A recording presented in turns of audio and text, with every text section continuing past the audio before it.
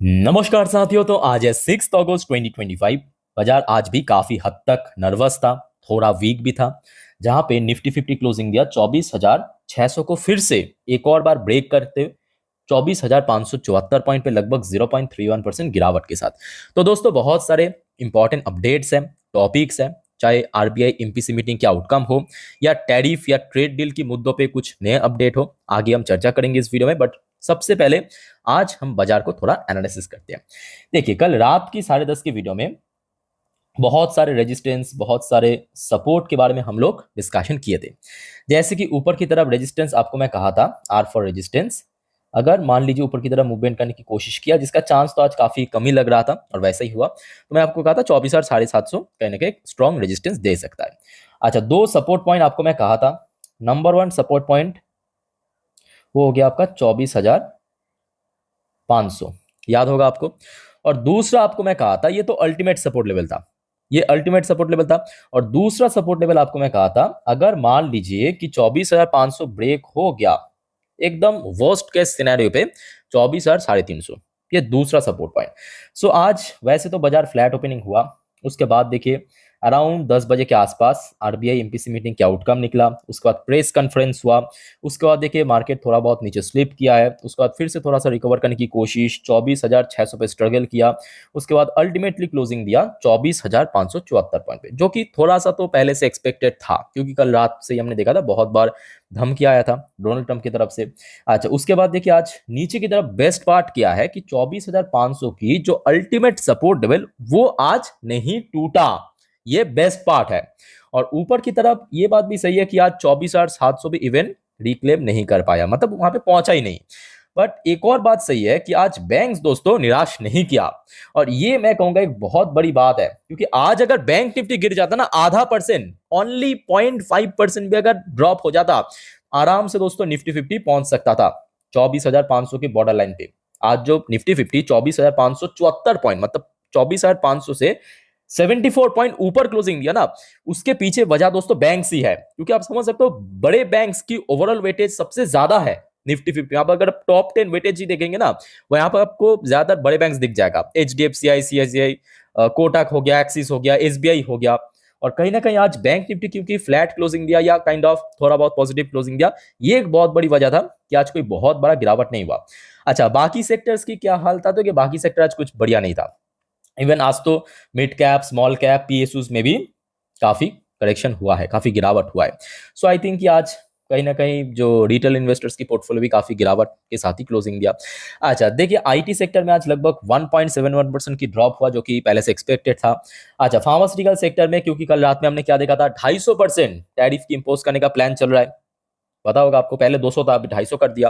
तो pharmaceutical sector आज थोड़ा बहुत टेंशन में तो आएगा ही, तो आज 1.75% ड्रॉप हो गया। फाइनेंशियल सर्विस सेक्टर भी मैं कहूंगा, जिसको ओवरऑल वेटेज लगभग 37% के ऊपर है, ये आज निराश नहीं किया, ऑलमोस्ट फ्लैट क्लोजिंग दिया। एफएमसी सेक्टर आज थोड़ा बहुत वीक था, एमएनसी सेक्टर भी थोड़ा वीक था, सर्विस सेक्टर भी थोड़ा वीक था, एनर्जी सेक्टर भी वीक था, रियलिटी सेक्टर भी वीक था। पीएसयू बैंकिंग सेक्टर दोस्तों आज पॉजिटिव में क्लोजिंग दिया, बाकी पीएससी सेक्टर में भी थोड़ा बहुत कमजोरी था। कंजप्शन सेक्टर भी थोड़ा बहुत वीक था, ऑटो सेक्टर भी थोड़ा वीक था, मेटल सेक्टर भी आज थोड़ा वीक था, मीडिया सेक्टर हो गया, सीपीएस सेक्टर। तो ओवरऑल बात करें आज कहीं ना कहीं फाइनेंशियल सर्विस सेक्टर के अलावा बाकी ज्यादातर सेक्टर आज नेगेटिव में क्लोजिंग दिया। अच्छा, फाइनेंशियल सर्विस सेक्टर या बैंक निफ्टी क्यों आज एटलीस्ट गिरा नहीं, उसके पीछे रीजन भी दोस्तों वही है, आरबीआई एमपीसी मीटिंग। चलिए सबसे पहले हम शुरुआत करेंगे आरबीआई एमपीसी मीटिंग के आउटकम और प्रेस कॉन्फ्रेंस पे क्या फोरकास्ट किया है। देखिए, जो पहले से एक्सपेक्टेड था, और इसके पहले भी आपको मैं बार बार कहा था कि इस बार मुझे तो लग रहा था कि शायद रेट कट नहीं होगा, और ऐसा हुआ भी। तो यहाँ पे आप देख सकते हो, the reserve bank of India monetary policy committee यानी MPC chaired by governor Sanjay Malhotra decided to keep the repo rate unchanged at 5.5% in its latest policy review on Wednesday. तो क्लियरली यहाँ पे मेंशन किया कि इस बार अनचेंज रखा है। अब देखिए, अनचेंज रखने के पीछे ना एक दो नहीं, ढेरों सारे वजह है। इनमें से एक वजह यह है कि भारत और अमेरिका के भीतर जो ट्रेड वॉर अभी चल रहा है, पहले ट्रेड नेगोशिएशन चल रहा था, अभी ट्रेड वॉर चल रहा है, ओके, भारत और अमेरिका के भीतर, ये एक वजह है। उसके साथ साथ देखिए और भी बहुत सारे ग्लोबल इश्यूज है। और डोमेस्टिक अगर हम बात करें, रिसेंटली देखिए बड़े बैंक्स की Q1 की रिजल्ट आउट हुआ, ऑलरेडी हमने देखा। और बैंक्स की जो फाइनेंशियल मार्जिन जो है काफी स्ट्रेस रहा, काफी श्रिंक किया इस बार। उसके साथ साथ एनपीए की परसेंटेज भी बढ़ गया, तो ये भी एक वजह है कि इस बार अनचेंज किया। और मैं कहूंगा ये बहुत ही ब्रिलियंट एंड बहुत ही स्मार्ट डिसीजन रहा, क्योंकि देखिए जरूरी नहीं है इतना एग्रेसिव कट करने की। आप जरा खुद ही सोचिए, लास्ट तीन एमपीसी मीटिंग में ऑलरेडी 100 बेसिस पॉइंट कट कर चुका है, 100 बीपीएस कट कर चुका। उतना जरूरी नहीं था, जो आपको मैं इसके पहले भी बार बार कहा था कि इस बार बिल्कुल ही जरूरी नहीं है। हाँ, 2025 में अगर एक आध बार हो गया, मतलब जो आखिरी एमपीसी मीटिंग रहेगा नवंबर या दिसंबर में जो भी है, उसमें अगर थोड़ा बहुत कट कर दिया सिचुएशन अनुसार, तो वो बेस्ट रहेगा। तो उस हिसाब से देखिए इस बार यानी कि बहुत ही स्मार्ट एंड ब्रिलियंट डिसीजन लिया है यहाँ पे एमपीसी मेंबर द्वारा। अच्छा, आगे बढ़ते हैं। तो यहाँ तक क्लियर हो चुका है ना भाई। तो दोस्तों ये जो अपडेट्स मैं आपको दिखा रहा हूँ ना, जैसे कि आपको मैं प्रॉमिस किया था कि जैसे एमपीसी मीटिंग का आउटकम निकल जाएगा तुरंत आपको मैं इन्फॉर्म कर दूंगा, तो मैं अपने इंस्टाग्राम स्टोरी में तुरंत डाल चुका हूँ। 10:05 पे आपको दे दिया था। तो आप में से कोई अगर इंस्टाग्राम में हो तो मुझे फॉलो करके रख सकते हो, लिंक आपको नीचे डिस्क्रिप्शन बॉक्स में मिल जाएगा। बिकॉज देखिए वहां पे जितने भी मतलब वाइटल अपडेट होता है मार्केट से रिलेटेड तुरंत मैं डाल देता हूँ। ओके, अच्छा आ जाइए। अब इनमें से ये भी एक बहुत इंपॉर्टेंट पार्ट था कि प्रेस कॉन्फ्रेंस में जो ग्रोथ फोरकास्ट क्या बदलाव कर रहा है। तो सबसे पहले देखिए, जो भारत की जीडीपी ग्रोथ की फोरकास्ट में कोई चेंजेस नहीं किया, जो कि प्रीवियस एमपीसी मीटिंग में भी किया था वही सेम रखा है। जैसे कि फाइनेंशियल 26 में जो ग्रोथ है भारत की, जो फोरकास्ट किया है 6.5%। इसके अलावा Q1 के लिए जो फोरकास्ट किया है 6.5%, जो कि नेक्स्ट मंथ पे पता चलेगा आपको। Q2 में 6.7% की फोरकास्ट, Q3 में 6.6% की फोरकास्ट, और Q4 में 6.3% की फोरकास्ट। और इसके अलावा फाइनेंशियल 27 मतलब नेक्स्ट फाइनेंशियल ईयर की जो फर्स्ट क्वार्टर के लिए 6.5% से थोड़ा ज्यादा 6.6% की फोरकास्ट किया। अच्छा, इन्फ्लेशन फोरकास्ट में थोड़ा बहुत बदलाव किया है, क्योंकि आप समझ सकते हो रिसेंटली भारत की जो इन्फ्लेशन रेट काफी हद तक ड्रॉप हो चुका है, काफी नीचे आ चुका है। ठीक है, तो इस चीज को दिमाग में रखते हुए जो प्रीवियस एमपीसी मीटिंग में फोरकास्ट किया था 3.7%, उसको इस बार और कम करके और कट करके 3.1% की फोरकास्ट किया है।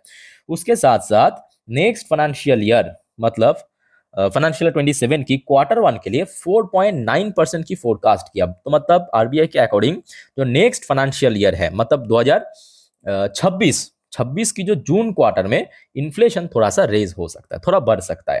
ठीक है, और यहाँ पे आप देख सकते हैं जो टारगेट रखा है नेक्स्ट फाइनेंशियल ईयर के लिए लगभग 4%, मतलब जो टॉलरेंस लेवल है उसी लेवल के आसपास।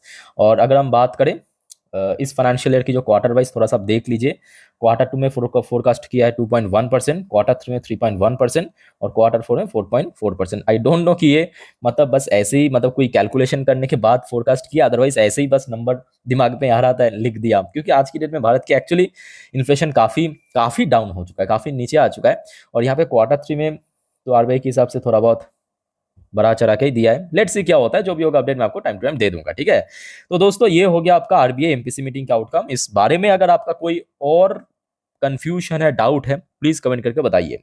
अच्छा दोस्तों, आगे बढ़ते हैं। अब चलिए थोड़ा सा जियोपॉलिटिक्स पे नजर डालते हैं कि अभी क्या चल रहा है, डोनाल्ड ट्रम्प या यूएस की तरफ से क्या रिप्लाई वगैरह आया है। पर जैसे कि आपको मैं कल रात की 10:30 की वीडियो में भी कहा था दोस्तों कि देखिए आप कोई भी पार्टी के सपोर्टर हो सकते हो, बीजेपी, कांग्रेस, टीएमसी, सीपीएम, उसको साइड में रख के देश को आगे रख के यहाँ पे विचार कीजिए। ओके, क्योंकि यहाँ पे मुद्दा पॉलिटिकल पार्टी के भीतर नहीं हो रहा है, भारत और अमेरिका के भीतर हो रहा है। तो देखिए कल रात में ये न्यूज़ आपके साथ में शेयर किया था, जिस वजह से आज फार्मास्यूटिकल सेक्टर में ब्लीडिंग हुआ, सीधा सीधा है ना, कि डोनाल्ड ट्रम्प ने डिसाइड किया फार्मास्यूटिकल टैरिफ जो है 250% करने का। अब ये इनडायरेक्टली भारत को चेतावनी था। क्यों चेतावनी था? यूएस में अगर आप देखेंगे, यूएस की जो टोटल मार्केट है ना, उसमें मेजोरिटी ऑफ शेयर है भारतीय कंपनी की। ठीक है, तो ये कहने के भारत को इनडायरेक्टली टारगेट किया था। उसके बाद देखिए ये न्यूज़ ऑलरेडी आपके साथ में शेयर किया था कि भारत जो है ये वॉर मशीन मतलब रशिया को फंडिंग कर रहा है, इनडायरेक्टली कहा था। और साथ में ये भी कहा कि नेक्स्ट 24 घंटे के अंदर, पता होगा आपको, 24 घंटे के अंदर सब्सटैंशियली भारत के ऊपर टैरिफ इंक्रीज किया जाएगा। अब देखिए 24 घंटा ऑलमोस्ट होने को है, बट अभी तक देखिए कोई ऑफिशियली डोनाल्ड ट्रम्प की तरफ से अपडेट नहीं आया। आ गया तो मैं आपको तुरंत दे दूंगा, रात की 10:30 की वीडियो में भी, इवन इंस्टाग्राम स्टोरी में भी डाल दूंगा। ठीक है, डोंट वरी। अच्छा, इसके अलावा दोस्तों एक बहुत अहम खबर आया है। जैसे कि आपको पता होगा, परसों की बात है जब डोनाल्ड ट्रम्प ने भारत को टारगेट करते हुए ये कहा था कि भारत के ऊपर सब्सटैंशियली टैरिफ इंक्रीज किया जाएगा। उसके बाद भारत की तरफ से भी तुरंत जवाब दिया है कि भाई साहब मैं मतलब भारत अकेले खरीदार नहीं है रशिया की सस्ते ऑयल, आप लोग भी खरीदते हो। और उस नोटिस में 5वें पॉइंट पे प्रॉपरली मेंशन किया था यूएस का नाम, कि यूएस खुद फर्टिलाइजर, यूएस जो है ना फर्टिलाइजर और एनरिच यूरेनियम ये मंगवाता है रशिया से। जब ये सवाल दोस्तों एएनआई की तरफ से, याद रखना एएनआई की तरफ से पूछा गया डोनाल्ड ट्रंप को कल मीडिया के सामने, मैं वो वीडियो देख भी रहा था, यहाँ पे मैं एक्चुअली आपको दिखा नहीं सकता कॉपीराइट स्ट्राइक की वजह से। आप चाहे तो वीडियो में मतलब यूट्यूब में सर्च करके वो वीडियो देख सकते हो, शॉर्ट वीडियो है, ठीक है, कि क्या उनका रिप्लाई है। मैं आपको दिखा देता हूँ, देखिए। Donald Trump was asked if US import uranium fertiliser from Russia, his reply. दोस्तों ये रिप्लाई सुनने के बाद ना आपको लगेगा कि भाई इतने मासूम, इतने भले आदमी को भाई भारत की मीडिया, भारत सरकार ने बेन बजाय दोस्तों बदनाम कर रहा है। सीरियसली कर रहा, मतलब आपका बुद्धि चकरा जाएगा, आपका होश उड़ जाएगा इनके स्टेटमेंट, मतलब इनका जो रिप्लाई है। कि जब पूछा गया एएनआई की तरफ से, सर क्या आपको मालूम है जो भारत सरकार ने दावा किया यूएस तो खुद मंगवाता है फर्टिलाइजर यूरेनियम, तो इस बारे में आपका क्या कहना है, क्या सच में खरीदता है यूएस रशिया से? तो उनके बाद उनका जो रिप्लाई आया है ना, मतलब देखिए, I don't know anything about it, I have to check it out.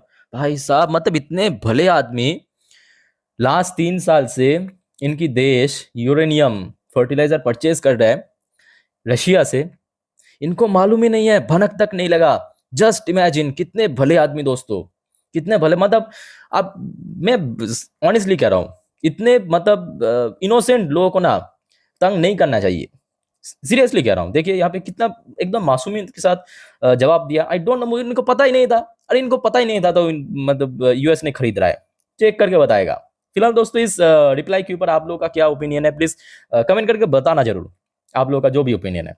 आज उसके बाद देखिए कितना भला आदमी, देखिए डोनाल्ड ट्रंप के एक और स्टेटमेंट आया कल रात में। When asked about 100% tariff on nation buying Russian oil, तो डोनाल्ड ट्रंप को फिर से वही एएनआई की तरफ से पूछा गया कि सर क्या आप लोग 100% टैरिफ इम्पोज करने का प्लान कर रहे हो, जो लोग मतलब जो देश रशिया से ऑयल परचेज कर रहा है? इन्होंने कहा I never said a percentage, मैंने तो परसेंटेज कभी कहा ही नहीं, मैंने कहा भारत को सब्सटैंशियली बढ़ाऊंगा।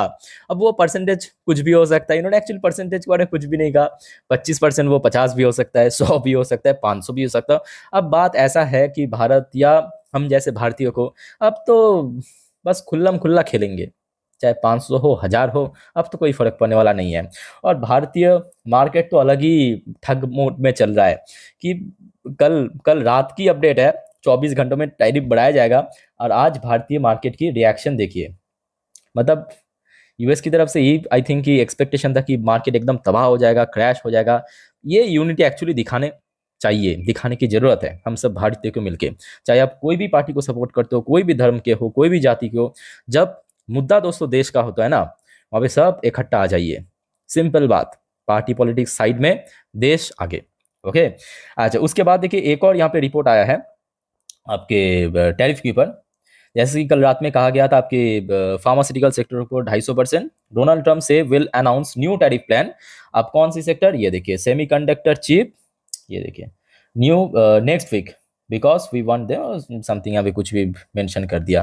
तो बेसिकली सेमीकंडक्टर चिप ये जो सेक्टर्स है, ईएमएस सेक्टर, इसके ऊपर दोस्तों एक अनदर टैरिफ इंपोज करने का प्लान है नेक्स्ट वीक पे। और यही वजह है, आप लोगों ने भी आई थिंक नोटिस किया होगा, आज ईएमएस सेक्टर में काफी गिरावट हुआ। ईएमएस सेक्टर खास करके आप देखिए, डिक्सॉन को देखिए 2-2.5% गिरा, केएनएस को आप देखिए 4% गिरा, पीजी को आप देखिए ये भी आई थिंक कि 4-5% गिरा। तो यही वजह है कि मेनली आज फार्मास्यूटिकल सेक्टर के साथ साथ ईएमएस सेक्टर में भी काफी करेक्शन हुआ, ठीक है। अच्छा दोस्तों यहाँ तक सब कुछ क्लियर हो चुका है ना, यहाँ तक की अपडेट दे दिया। आप देखिए नेक्स्ट घंटों पे कुछ भी अपडेट आ सकता है, जब भी आ जाएगा डोंट वरी, मैं आपको टाइम टू अपडेट दे दूंगा। बट आप सभी को एक ही छोटा सा रिक्वेस्ट करूंगा, अगर आपने अभी तक चैनल को सब्सक्राइब नहीं किया ना, प्लीज फटाफट कर लीजिए, क्योंकि आप अगर चैनल को सब्सक्राइब नहीं करेंगे, मैं तो अपलोड करके निकल जाऊंगा बट आपके पास नोटिफिकेशन नहीं पहुंचेगा टाइम टू टाइम, ठीक है। तो चैनल को सब्सक्राइब करके जरूर रखना। और आज रात की जो 10:30 की वीडियो, कल भी आपको मैं बता दिया, तो उस वीडियो में ज़्यादातर जो अपडेट है तो उसमें आज भी आ जाएगा, मिस मत करना, ठीक है। आज आ जाते हैं नेक्स्ट टॉपिक। कल रात में वैसे यूएस मार्केट भी थोड़ा वीक था, चाहे डॉ जोन्स की बात करें, नैस्डैक की बात करें। अभी फिलहाल देखिए डॉ जोन्स की फ्यूचर फिर भी थोड़ा ठीक ठाक है, बट नैस्डैक की फ्यूचर थोड़ा सा वीक चल रहा है, ठीक है, वहां पर भी मुद्दा चल रहा है। अब देखिए बात ऐसा है कि डोनाल्ड ट्रम्प खुद ही समझ नहीं पा रहे हैं, वो खुद मतलब जिम्मेदारी के साथ यूएस की जो मिनिमम रेपुटेशन तक बचा था ना, उसको भी डुबा रहा है। ऑनेस्टली कह रहा हूँ, ये मेरा पर्सनल ओपिनियन है, आई डोंट नो आप में से कितने लोग मेरे साथ एग्री करेंगे, बट डोनाल्ड ट्रम्प एकदम जिम्मेदारी के साथ जो यूएस की रेपुटेशन है, नाम है दुनिया में, टॉप इकोनॉमी, उसको गिरा रहा है। अच्छा, इंडियन करेंसी की वैल्यूएशन मैं कहूंगा लास्ट 3 दिन से ऑलमोस्ट सिमिलर लेवल पे, इसमें कोई बहुत बड़ा बदलाव नहीं हुआ। बट हाँ, ये बात भी सही है कि जब तक ना ये मुद्दा खत्म हो जाए, एफएस द्वारा सेलिंग होगा, इसके लिए आप लोग भी पहले से मेंटली प्रिपेयर होके चलिए। बट हाँ, एट द सेम टाइम मैं आपको ये भी कहूंगा, ये सब दोस्तों टेम्पोररी है, सिंपल बात, ये सब टेम्पोररी है। डोनाल्ड ट्रम्प बस थोड़ा सा दबा के देख रहा है कि ये गलता है या नहीं गलता है। तो यहाँ पे हर किसी को इकट्ठा रहने की जरूरत है, और भारत सरकार जो भी करेगा आई थिंक कि सबके हित के लिए होगा। अच्छा, बाकी बात करें एशियन मार्केट, आज जापानीज मार्केट काफ़ी अच्छे मूड में था, चाइनीज मार्केट भी अच्छी मूड में था, हांगकांग मार्केट भी ठीक ठाक था। फिलहाल कोरियन मार्केट आज थोड़ा वीक था, इंडियन मार्केट तो ऐसे तो आपके सामने ही है। अच्छा, ताइवानिश मार्केट भी थोड़ा वीक था, ऑस्ट्रेलियन मार्केट भी ठीक ठाक था, खचरा भी बढ़िया था, न्यूजीलैंड मार्केट फ्लैट था, मलेशियन मार्केट ठीक ठाक, सिंगापुर मार्केट भी ठीक ठाक ही था, थाई मार्केट भी ठीक ठाक था, बढ़िया था। सो ये दोस्तों आज की अपडेट हो गया, अभी तक की जितना भी अपडेट था इंपॉर्टेंट मार्केट से रिलेटेड, आरबीआई एमपीसी से रिलेटेड या टैरिफ से रिलेटेड आपके साथ में शेयर किया। और दोस्तों आपका कोई डाउट्स है, कंफ्यूजन है, कोई शेयर करना है, पूछना है, कमेंट करके बताइए, जो कि नेक्स्ट कुछ वीडियो में अपलोड करने की कोशिश करेंगे। और आज याद रखना, बहुत सारे कंपनी की Q1 की रिजल्ट भी आउट होगा, ढेरों सारे कंपनी, नेक्स्ट कुछ वीडियो अपलोड करेंगे, ठीक है। सो एक भी अपडेट मिस मत करना, स्टे कनेक्टेड विद चैनल को सब्सक्राइब करके रखिए। मिलते हैं नेक्स्ट वीडियो में, टेक केयर, बाय बाय, जय हिंद।